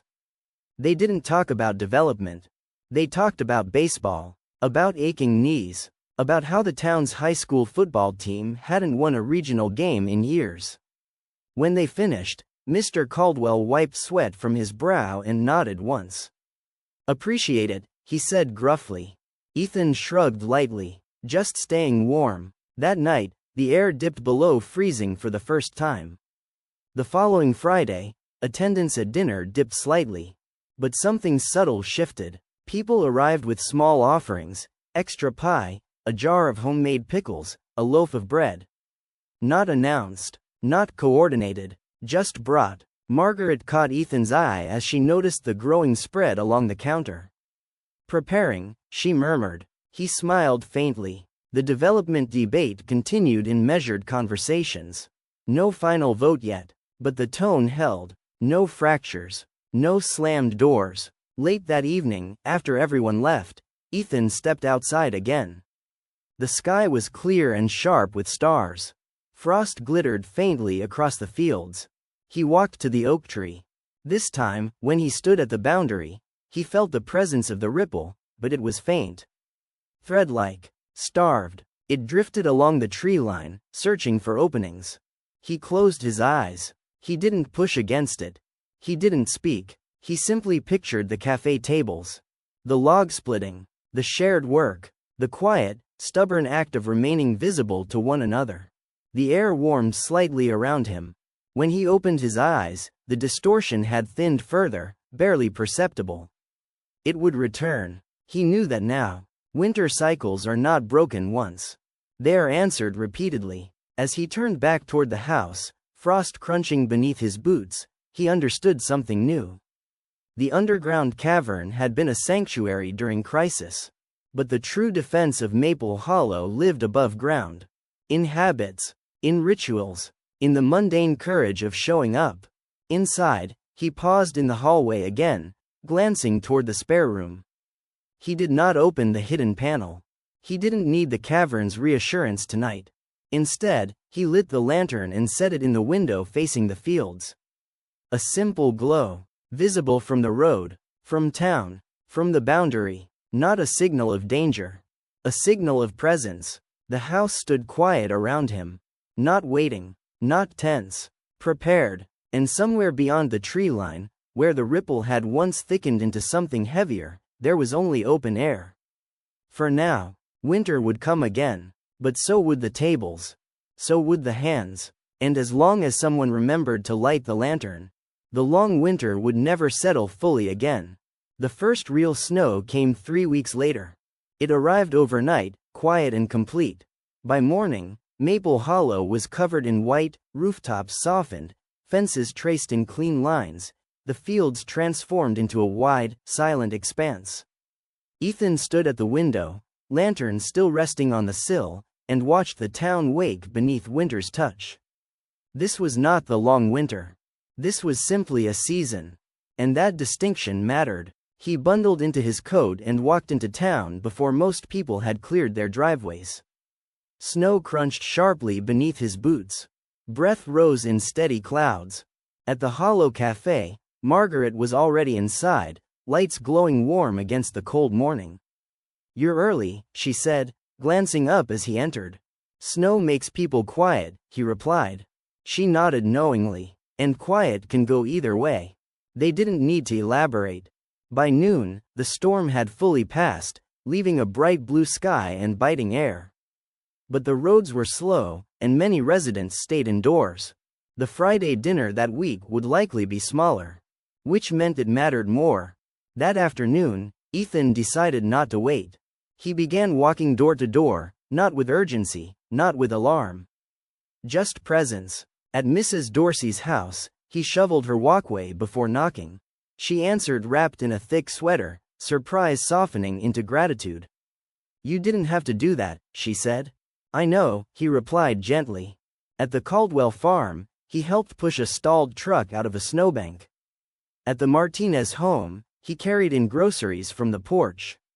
Each interaction was brief, ordinary, but each one left a trace of warmth.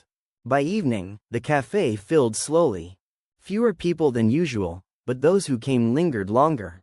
Snow creates natural closeness. Coats piled near the door. Boots lined along the wall. Steam rose from bowls of stew and mugs of cider. Conversation felt softer tonight. Less debate, more reflection. Outside, the world was still and white. Inside, the room glowed gold. Halfway through the evening, the power flickered. Once, twice, then went out completely. Darkness swallowed the cafe. A few startled gasps broke the silence. And then, before fear could stretch into the space, Ethan moved. He reached behind the counter, grabbed the spare oil lamp Margaret kept for emergencies, and struck a match. The flame bloomed to life, steady and warm. Margaret lit 2 more. Within moments, 3 soft pools of light illuminated the room. Shadows danced along the walls, but the darkness no longer felt absolute. Someone laughed nervously. "Well," an older man said, settling back in his chair, "guess we're staying a while." A ripple of agreement followed. Phones came out briefly, then, noticing the limited signal, were set back down. No screens, no distractions, just lamplight and faces. And something subtle happened. People leaned in. Stories surfaced, not about the development proposal, not about town politics, but about other winters. The blizzard of '82. The ice storm that knocked out power for 4 days. The year the river froze solid enough to walk across. Laughter rose, louder than before. Shared memory expanded the room. Ethan sat back and watched. This was it. This was preparation in motion. Winter outside, warmth inside, not denial of the cold, but refusal to let it isolate. After nearly 2 hours, the lights flickered back on. A small cheer went up. But no one rushed to leave. They stayed another half hour, finishing conversations that had grown deeper in the dim glow. When the cafe finally emptied and quiet returned, Margaret exhaled slowly. "Funny thing about the dark," she said. "It makes you see what's already here." Ethan nodded. Later that night, he walked home under a sky so clear it seemed carved from ice. Snow reflected starlight, turning the fields silver. Near the oak tree, he paused. The air felt sharp, but balanced. He closed his eyes, sensing. The ripple was there again.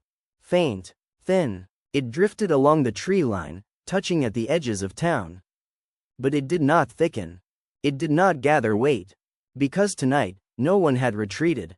No one had scattered. Even in darkness, they had remained visible to one another. He opened his eyes and looked out across the snow-covered field. The symbol beneath the oak lay hidden under frost, but he knew its shape by heart now.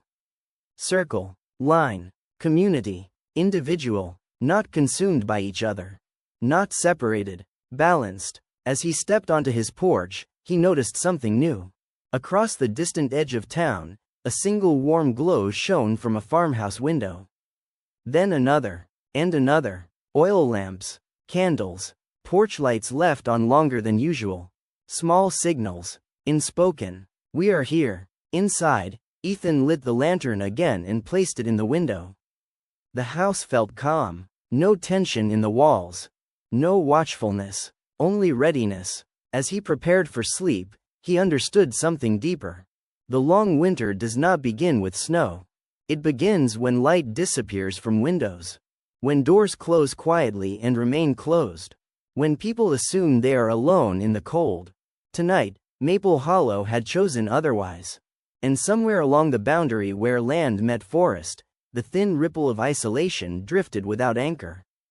Unable to root, Ethan lay in bed, listening to the gentle hush of snow shifting on the roof. Winter had arrived, but it had found the town prepared. And for the first time, he felt not like a guardian, but like part of a living circle that knew how to hold itself. By mid-January, the snow no longer felt new. It felt heavy, not just on rooftops and fence posts, but on shoulders. The sky lingered in shades of gray for days at a time. Sunlight appeared briefly, then vanished behind another bank of clouds. The fields stretched white and silent, almost indistinguishable from the horizon. This was the part of winter people rarely romanticized. The middle, the stretch where endurance matters more than excitement. Ethan felt it too. Not fear, not urgency, just a low hum of weariness beneath the surface of town life. Friday dinners still happened. Attendance remained steady, but conversation had slowed. Laughter came more gently, less often. The development decision was approaching a formal vote. That carried weight. Some families quietly hoped for change, jobs, stability for their children. Others feared losing the identity that had carried Maple Hollow through generations. No one was shouting, but tension existed. like ice forming slowly on a pond. One afternoon, Ethan walked to the boundary near the oak tree again. Snow crunched beneath his boots. The ripple was there, wider now, stretched thin across the tree line like a veil. It didn't pulse aggressively. It shimmered faintly, waiting. Winter doesn't need drama. It needs duration. You're patient, Ethan said softly. The air around him felt brittle. The ripple didn't move closer. It didn't retreat. It simply lingered, as if confident that time itself would do the work. And that was when he understood something new. The long winter does not win through conflict. It wins through fatigue, through the slow erosion of small rituals. Miss one dinner. Skip one knock at the door. Delay one conversation. The distance accumulates. He closed his eyes. The cavern below his house surfaced in memory, not visually, but emotionally. Hands pressed to stone. We stayed, not because it was easy. Because it was hard. That night, instead of heading home after dinner, Ethan lingered. He found Mr. Caldwell stacking chairs alone. Coffee tomorrow morning? Ethan asked casually. Mr. Caldwell shrugged. Weather's cold. That's not a no. A faint smile tugged at the older man's mouth. Fine. 8. Small anchors. The next morning, they sat in the cafe before it officially opened. They didn't discuss the vote. They talked about Mr. Caldwell's late wife. About how she used to insist on fresh flowers even in winter, greenhouse grown, stubbornly bright. She said color keeps people from shrinking, he murmured. Ethan filed that away. Color keeps people from shrinking. That afternoon, he drove 30 miles to a nursery that operated year-round. He returned with trays of hardy winter plants, poinsettias, evergreen sprigs, even a few early blooming hellebores. On Friday, he set them quietly on the cafe windowsills before anyone arrived. When Margaret walked in and saw them, she paused.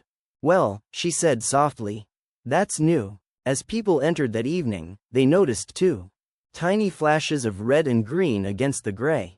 Nothing dramatic, but visible. Conversations began with comments about the plants. About favorite flowers. About gardens waiting beneath frozen soil. Color. The ripple thinned slightly that night. Not gone, but less confident. The development vote arrived the following week. The church hall filled again, just as it had during the power outage. This time, no storm. No flickering lights. Just anticipation. Arguments were measured. Concerns real. Hope genuine on both sides. Ethan stood near the back, observing. The ripple pressed faintly at the edges of the room, whispering impatience. This is the moment. Choose sides. Define enemies. The vote was close. Very close. In the end, the proposal passed, but with strict community conditions attached. Land protections. Environmental oversight. Local hiring guarantees. Not a total win for either side. Not a total loss. A compromise shaped by presence. The room exhaled collectively when the final count was read. No cheering. No shouting. Just relief. People did not rush out. They lingered, talking in clusters. Some disappointed, some cautiously optimistic, but no one stormed away. Ethan felt the ripple recoil, just slightly. Compromise is difficult soil for isolation to root in. Later that night, he walked to the boundary again. The air was sharp, stars scattered like frost across black sky. The ripple was there, but fragmented. Thin strands drifting between trees. Not unified. He stepped closer. You're not evil, he said quietly. You're just what happens when people forget each other. The strands wavered, faded. Winter was not defeated, but it was weakening. And then something unexpected happened. As he stood there, watching the tree line, he felt, not a ripple, but warmth. From behind him, he turned. At the far edge of town, he could see faint porch lights still glowing. The cafe window illuminated softly. A figure crossed the street, heading home slowly, pausing to help someone carry a box. Movement, connection, light. When he looked back toward the forest, the distortion had thinned to almost nothing. Not gone, never gone, but reduced to a faint shimmer indistinguishable from ordinary winter air. Ethan exhaled. The long winter had many forms. Fear, conflict, fatigue, but it also had an opposite force. Not heroism, not grand gestures, just steady, repeated presence. As he walked back to the house, snow whispering beneath his boots, he realized something else. He had stopped waiting for signs from the cavern, stopped needing confirmation from the underground chamber. The lesson had moved fully above ground. In the morning, the sun rose bright and sharp for the first time in weeks.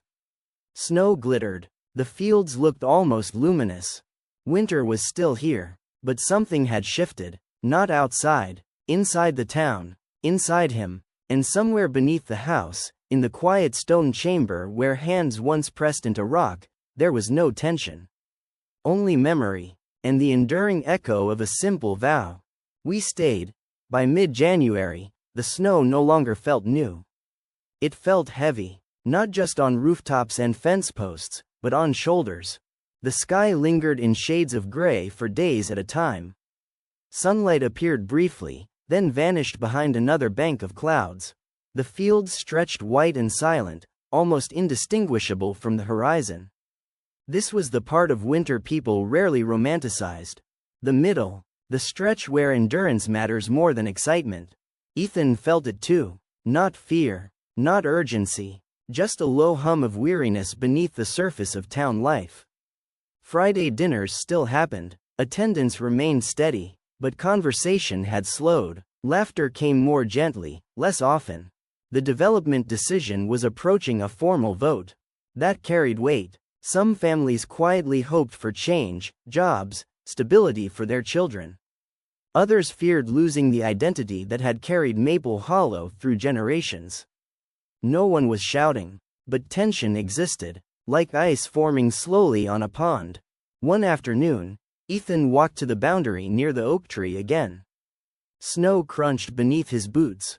The ripple was there, wider now, stretched thin across the tree line like a veil. It didn't pulse aggressively. It shimmered faintly, waiting. Winter doesn't need drama. It needs duration. You're patient, Ethan said softly. The air around him felt brittle. The ripple didn't move closer. It didn't retreat. It simply lingered, as if confident that time itself would do the work. And that was when he understood something new. The long winter does not win through conflict. It wins through fatigue, through the slow erosion of small rituals. Miss one dinner. Skip one knock at the door. Delay one conversation. The distance accumulates. He closed his eyes. The cavern below his house surfaced in memory, not visually, but emotionally. Hands pressed to stone. We stayed, not because it was easy. Because it was hard. That night, instead of heading home after dinner, Ethan lingered. He found Mr. Caldwell stacking chairs alone. Coffee tomorrow morning? Ethan asked casually. Mr. Caldwell shrugged. Weather's cold. That's not a no. A faint smile tugged at the older man's mouth. Fine. 8. Small anchors. The next morning, they sat in the cafe before it officially opened. They didn't discuss the vote. They talked about Mr. Caldwell's late wife. About how she used to insist on fresh flowers even in winter, greenhouse grown, stubbornly bright. She said color keeps people from shrinking, he murmured. Ethan filed that away. Color keeps people from shrinking. That afternoon, he drove 30 miles to a nursery that operated year-round. He returned with trays of hardy winter plants, poinsettias, evergreen sprigs, even a few early blooming hellebores. On Friday, he set them quietly on the cafe windowsills before anyone arrived. When Margaret walked in and saw them, she paused. Well, she said softly. That's new. As people entered that evening, they noticed too. Tiny flashes of red and green against the gray. Nothing dramatic, but visible. Conversations began with comments about the plants, about favorite flowers, about gardens waiting beneath frozen soil. Color. The ripple thinned slightly that night. Not gone, but less confident. The development vote arrived the following week. The church hall filled again, just as it had during the power outage. This time, no storm. No flickering lights, just anticipation. Arguments were measured, concerns real, hope genuine on both sides. Ethan stood near the back, observing. The ripple pressed faintly at the edges of the room, whispering impatience. This is the moment. Choose sides. Define enemies. The vote was close. Very close. In the end, the proposal passed, but with strict community conditions attached. Land protections, environmental oversight, local hiring guarantees. Not a total win for either side. Not a total loss. A compromise shaped by presence. The room exhaled collectively when the final count was read. No cheering. No shouting. Just relief. People did not rush out. They lingered, talking in clusters. Some disappointed, some cautiously optimistic, but no one stormed away. Ethan felt the ripple recoil, just slightly. Compromise is difficult soil for isolation to root in.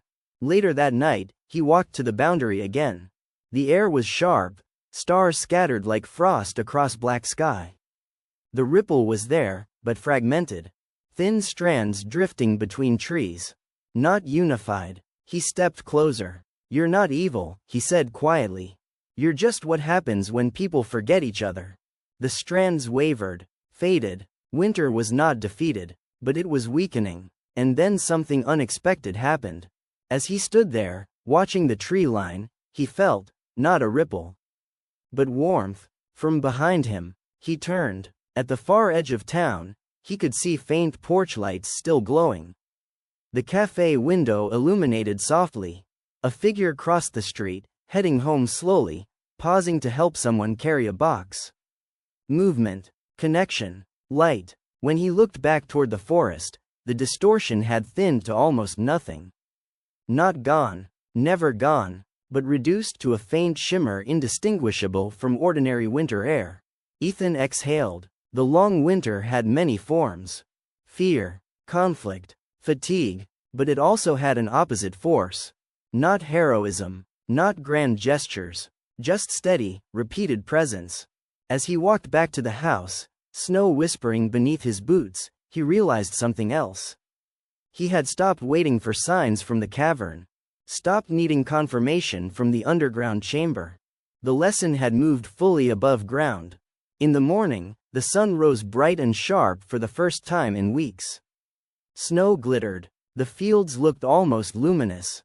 Winter was still here, but something had shifted. Not outside, inside the town, inside him, and somewhere beneath the house, in the quiet stone chamber where hands once pressed into rock, there was no tension. Only memory, and the enduring echo of a simple vow. We stayed. By late October, the town of Havenridge felt suspended between seasons. The last of the leaves clung stubbornly to the oaks along Maple Street, their edges browned and curling, while the mornings carried a thin frost that silvered the rooftops. The lake had gone dark and reflective, holding the sky like a secret. Clara Whitmore had begun to wake before dawn without meaning to. It wasn't anxiety, not anymore. It was something quieter, a pull. She would lie in bed for a few seconds, listening to the house breathe. The old pipes ticking softly. The refrigerator humming. The faint whistle of wind pressing against the window frames. And beneath it all, something she couldn't quite name, an awareness, like the moment before someone speaks your name.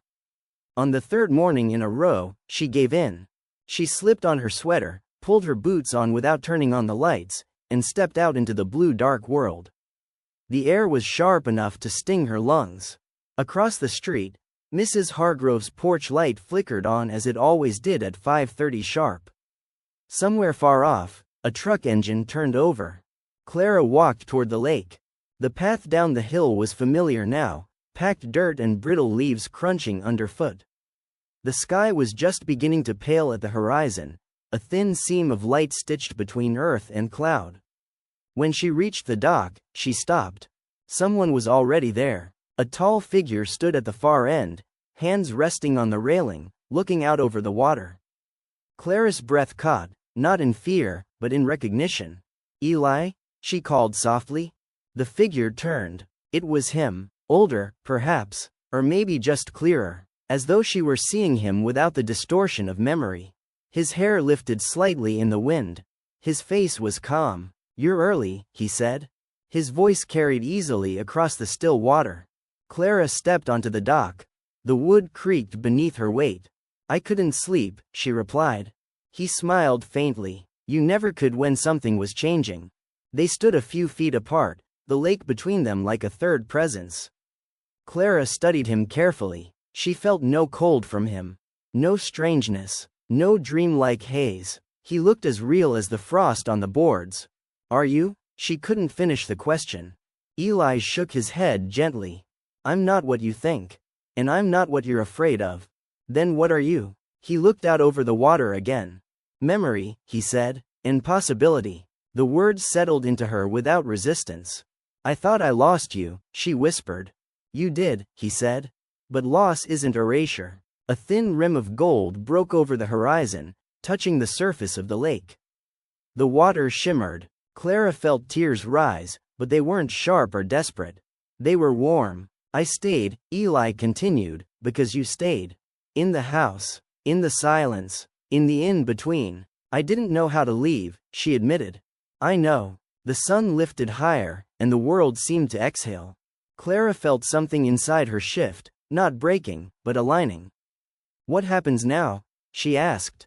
Eli turned to face her fully. "Now you choose." "Choose what?" "To live forward." The dock felt steadier beneath her feet. "I've been living," she said quietly. "You've been surviving," he corrected gently. The distinction landed. In the distance, a gull cried out, circling over the lake. The town behind them began to stir, the first school bus groaning down a side street, a door slamming, a dog barking. Clara realized she could feel the future like a current. Not a specific image, not a plan, just movement. "I'm scared," she said. "You always were," Eli replied with a hint of warmth. "You did it anyway." She let out a soft laugh. The sun's light passed through him slightly now, thinning his outline. Clara didn't panic. "You won't come back like this again, will you?" she asked. "No." "Why not?" "Because you won't need me to." The answer felt true. Clara stepped forward until she stood exactly where he had been.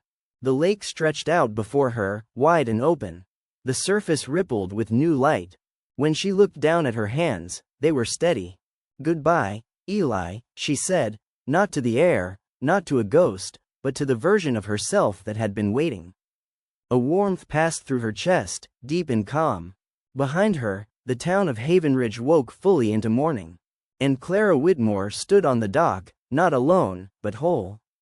She stayed until the sun rose clear and bright above the trees. Then she turned toward home. For the first time in years, she didn't look back. Winter arrived softly in Havenridge, as if careful not to disturb anything fragile. The first snow fell overnight in late November, light, powdery, almost hesitant. By morning, the rooftops were dusted white, the sidewalks edged in silver, and the lake lay beneath a thin veil of mist. The world felt hushed, wrapped in something gentle. Clara Whitmore stood at her kitchen window with a mug warming her hands. She watched as Mrs. Hargrove shuffled across the street, scattering birdseed over the snow. A boy in a bright red coat dragged a sled down the sidewalk, his boots leaving deep, determined prints. Somewhere, a church bell rang once, then twice. Life, steady and ordinary. Clara had begun to notice ordinary things again. The way the kettle clicked just before boiling. The scent of pine from the old wooden floors when the heater turned on. The soft creak of the stair 3 steps from the bottom. These details no longer echoed. They simply existed. The house felt different now, not emptier, but lighter. As if something had been opened, aired out, set free. She had started small. She rearranged the living room furniture so the couch faced the window instead of the wall. She packed away boxes she had never unpacked. She donated Eli's old winter coat, not because she forgot him, but because she didn't need to hold the weight of it anymore. One afternoon, she walked into town and applied for a part-time position at the library. "I used to volunteer," she told the woman at the desk. "Years ago." The woman smiled. "We could use someone who loves quiet." Clara smiled back. I do. And it was true, but not the heavy quiet she once hid inside. This was a living quiet. The kind filled with turning pages, soft footsteps, and the quiet understanding that not every silence needs filling. December deepened. Snow gathered along the edges of Maple Street, forming uneven banks that sparkled in the sun. The lake froze at its edges first, thin sheets of glass creeping inward. Children tested it cautiously, laughter ringing across the cold air. Clara found herself walking down to the dock again, not before dawn this time, but in the soft gold of late afternoon. The boards were stiff with frost. The lake, half frozen, reflected a pale winter sky. She stood at the end and let the cold air fill her lungs. There were no figures waiting. No voices. Only wind and water and the distant hum of the town preparing for evening. And yet she did not feel alone. She understood now that Eli had not been a ghost, nor a dream. He had been the shape of unfinished grief. The echo of love still asking to be honored. She had honored it, and then she had let it rest. A small smile touched her lips as she remembered his words. Live forward. The phrase no longer felt like instruction. It felt like momentum. Behind her, footsteps approached over the snow. Careful, a voice called gently. It gets slippery at the end. Clara turned. It was Daniel Reeves, the high school science teacher who had moved into the old blue house near the post office in early autumn. She had spoken to him once at the grocery store about winterizing pipes. He held a thermos in one hand and wore a knit cap pulled low over his ears. I'll keep that in mind, she replied. He stopped a respectful distance away, glancing out over the lake. Beautiful, isn't it? He said. Yes, Clara answered, and she meant more than the lake. They stood quietly for a moment, watching the last light slide across the ice. Some of us are meeting at the town square Saturday, Daniel said after a while. They're lighting the big cedar tree. Nothing fancy, just cocoa and bad singing. Clara considered. The old version of her would have declined gently, offered an excuse, returned to the safety of her quiet house. But the quiet no longer needed protecting. That sounds nice, she said. Daniel's smile was warm and uncomplicated. It is. They walked back up the path together, their footsteps crunching in steady rhythm. At the top of the hill, they paused where their directions split. See you Saturday? He asked. Yes, Clara replied. As she walked home, snow began to fall again, soft flakes drifting through the amber glow of streetlights. Inside, she lit a single lamp in the living room. The house held her differently now. Not like a container of memories, but like a space still unfolding. She placed her hand briefly against the wall near the doorway, a quiet acknowledgement of all that had been lived there. Thank you, she whispered. Not to a spirit, not to the past, but to the love that had shaped her. Outside, the wind moved gently through Havenridge. The lake rested under ice. The town lights shimmered, and Clara Whitmore, standing in the warmth of her home, understood something simple and profound. Grief had not been the end of her story. It had been the doorway. She turned off the lamp and climbed the stairs, the old wood creaking softly beneath her steps. In the stillness of winter night, Havenridge slept peacefully. And so, at last, did she.